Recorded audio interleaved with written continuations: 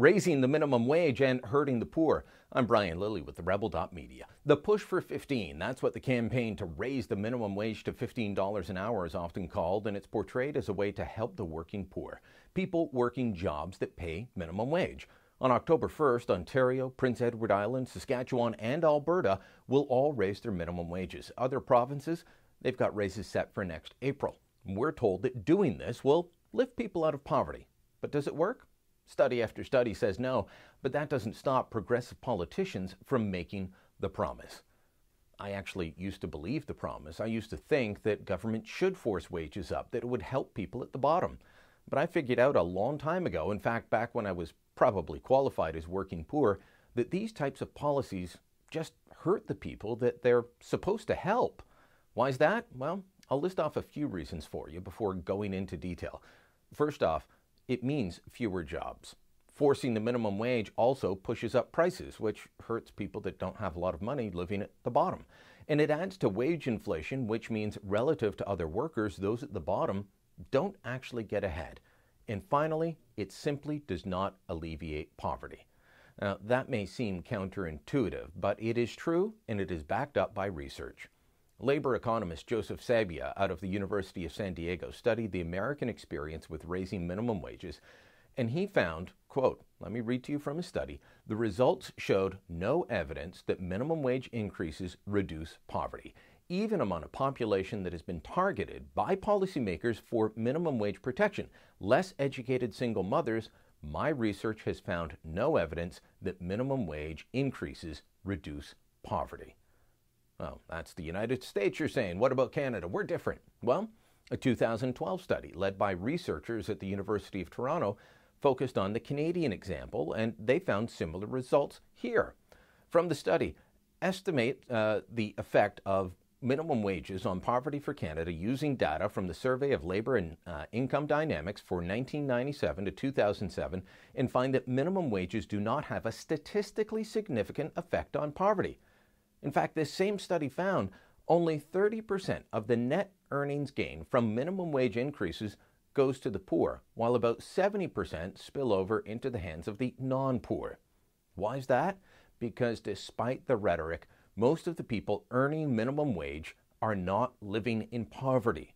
The profile of those earning minimum wage has been consistent for a long time. They're most likely to be students just getting into the job market. They have few skills, they need a job for spending money to help with the cost of post-secondary.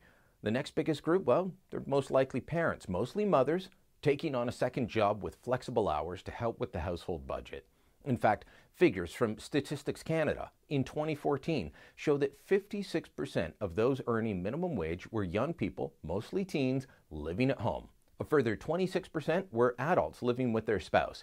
Just 2.2% of those earning minimum wage were the single mums and dads we hear so much about when the case for raising the minimum wage is made. The argument is that we need to raise it to help these people get out of poverty, but the research says that doesn't happen. Now, what about the job losses? The idea that raising the minimum wage means employers cut jobs. Well, there have been various studies on the topic, and most agree that raising the minimum wage by 10% or more leads to job losses. Now, depending on the study, those losses range from 1% to 6%.